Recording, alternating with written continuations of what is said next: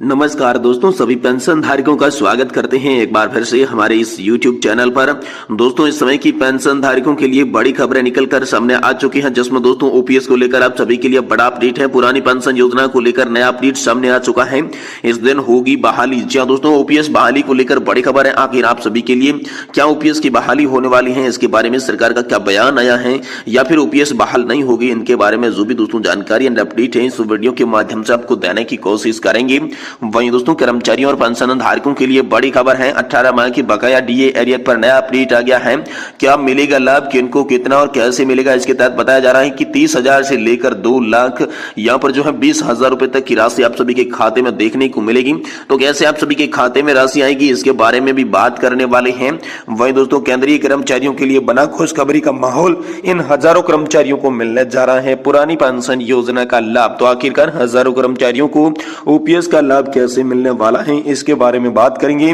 वहीं दोस्तों, अटका हुआ डीए एरियर पर सौगात, डीए महंगाई भत्ता फाइनल, इसके लिए नया आदेश जारी हो चुका है। इसकी भी बात आज की इस वीडियो के अंदर करेंगे। वहीं दोस्तों, अब नई पेंशन स्कीम की होगी समीक्षा।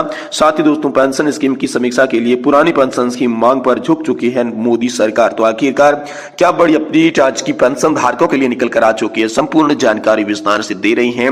इसलिए वीडियो को आप लास्ट तक देखें और चैनल को सब्सक्राइब जरूर कर लें। दोस्तों, जानकारी के मुताबिक हम आपको बता दें कि सरकार पुरानी पेंशन स्कीम को फिर से लागू करने की सोच रही है। पुरानी पेंशन को लेकर बड़ा अपडेट आया है, जिसमें कहा गया है कि पुरानी पेंशन इस दिन बहाल होने की उम्मीद जताई जा रही है। जी हां दोस्तों, पुरानी पेंशन योजना को लेकर काफी बवाल देखने को मिल रहा है। कई सरकारी कर्मचारी पुरानी पेंशन स्कीम को फिर से लागू करने की वकालत कर रही है और देश में कई कानून यहाँ पर जो है पुरानी पेंशन स्कीम को फिर से लागू करने के लिए प्रदर्शन हो रहा है। इस बीच नई पेंशन स्कीम के खिलाफ लोगों का गुस्सा भी देखने को मिल रहा है। अब पेंशन स्कीम को लेकर अहम अपडेट सामने आया है, जिसमें केंद्र सरकार के कर्मचारी लगातार पुरानी पेंशन योजना को बहाल करने की मांग कर रहे थे। दोस्तों, रेलवे कर्मचारी के संगठन, साथ ही यहाँ पर दो है अन्य महासंघ साथ मिलाकर पेंशन यानी कि एनपीएस के खिलाफ महारैली करने वाले हैं। National pension for Indian railway के महासचिव एम रघुवैया और उत्तरी रेलवे मजदूर यूनियन के महासचिव बीसी शर्मा ने कहा है कि रेलवे कर्मचारी समेत विभिन्न महासंघों के साथ नई पेंशन योजना के खिलाफ 10 अगस्त को यहाँ पर रामलीला मैदान में महारैली का आयोजन किया जाएगा। इस महारैली में ज्यादा से ज्यादा लोग शामिल होने की अपील की गई है। उन्होंने कहा कि इस दौरान राज्य सरकार व रक्षा क्षेत्र के प्रतिनिधि, डॉक्टर, शिक्षक आदि भी यहाँ पर मौजूद रहेंगे। वहीं दोस्तों, एक बयान के मुताबिक दोनों नेताओं ने कहा कि हमारी मांग है कि पुरानी पेंशन योजना लाया जाए, वही वोट पाएगा। जो पार्टी अपने घोषणा पत्र में ये मुद्दा लाएगी उसी पार्टी को हम लोग समर्थन देंगे। रघुवैया ने कहा कि विभिन्न संघों के साथ रामलीला मैदान के अंदर विरोध प्रदर्शन किया जाएगा, जिसमें देश भर के जो रेल कर्मचारी शामिल होंगे। इस मौके पर दोस्तों, संयुक्त मंच की ओर से एनपीएस के खिलाफ ओपीएस की बहाली के लिए भविष्य में तीव्र संघर्ष कार्यक्रम घोषित भी किया जा सकता है। इसको लेकर बड़ी खबर है। साथ ही कर्मचारियों के लिए बड़ी खबर है, सरकार ने जारी किया 18 महीने का डीए एरियर। दोस्तों, 18 महीने के बकाया डीए एरियर को लेकर बड़ी खबर है। यदि ऐसा होता है तो दोस्तों, कर्मचारियों के खाते में 30,000 रुपए से लगाकर 2,20,000 रुपए तक की राशि देखने को मिलेगी। जी दोस्तों, देश में 1 करोड़ से अधिक कर्मचारी पेंशन धारकों के लिए बड़ी खबर है। एक तरफ जब मोदी सरकार डीए बढ़ोतरी का तोहफा दे सकती है, वहीं दूसरी तरफ 18 माह के बकाया एरियर पर बड़ी अपडेट सामने आ रही है। बताया जा रहा है कि लोकसभा चुनाव से पहले एक और अधिक कर्मचारी पेंशन भोगियों के लिए यहाँ पर 4% डीए बढ़ाने की संभावना है। दोस्तों, अटकलों के पीछे 18 महीने के बकाया डीए और महंगाई भत्ते पर नई अपडेट देखने को मिल रही है। इसके लिए भारतीय प्रतिरक्षा मजदूर संघ के महासचिव, स्टाफ सहित की राष्ट्रीय परिषद के केंद्रीय वित्त मंत्री को यहाँ पर दोस्तों पत्र भी लिखा गया है। वित्त मंत्री को लिखे गए पत्र में दोस्तों 18 महीने के बकाया डीए एरियर की भुगतान की बात कही गई है। उम्मीद जताई जा रही है कि बजट में कोई ऐलान हो सकता था। हालांकि बजट की घोषणा नहीं की गई। वही पूर्ण बजट में इसमें दोस्तों संभावना हाल फिलहाल में भी जारी है। वही लोकसभा चुनाव को ध्यान में रखते हुए कर्मचारियों ने उनके बकाया डीए एरियर का भुगतान किया जा सकता है। केंद्रीय कर्मचारी और पेंशन भोगियों को जुलाई 2020 से जनवरी 2021 तक के महंगाई भत्ते का बकाया अभी तक नहीं दिया गया है। वहीं एरियर राशि जमा नहीं होने की स्थिति में उन पर आर्थिक संकट देखते हुए 4 साल पहले कोरोना केंद्र सरकार द्वारा 48 लाख केंद्रीय कर्मचारियों सहित 64 लाख पेंशन भोगियों के लिए महंगाई भत्ते और महंगाई राहत को रोका गया था।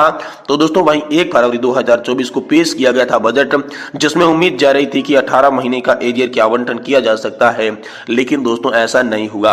अब लोकसभा चुनाव को देखते हुए एक बार फिर से चर्चा हो रही है कि वित्त मंत्री को भी पत्र लिखा जा चुका है, जिसमें भारतीय प्रतिरक्षा मजदूर संघ की महासचिव मुकेश सिंह ने कहा कि ओर से कोरोना काल की केंद्रीय सरकार की आर्थिक स्थिति सही नहीं होने की हवाला देते हुए, लेकिन अब देश की वित्तीय स्थिति सुधार हो रहा है और इसीलिए दोस्तों यहाँ पर लगातार जो है वो मांग बढ़ रही है कि जल्द से जल्द एरियर का पैसा कर्मचारियों और पेंशन धारकों के खातों में ट्रांसफर किया जाना चाहिए। वहीं दोस्तों पुरानी पेंशन बहाली के लिए राष्ट्रपति, पीएम और सीएम को भेजे गए हैं। जी हाँ दोस्तों, भेजेंगे ईमेल। इसको लेकर बड़ी खबर आ रही है।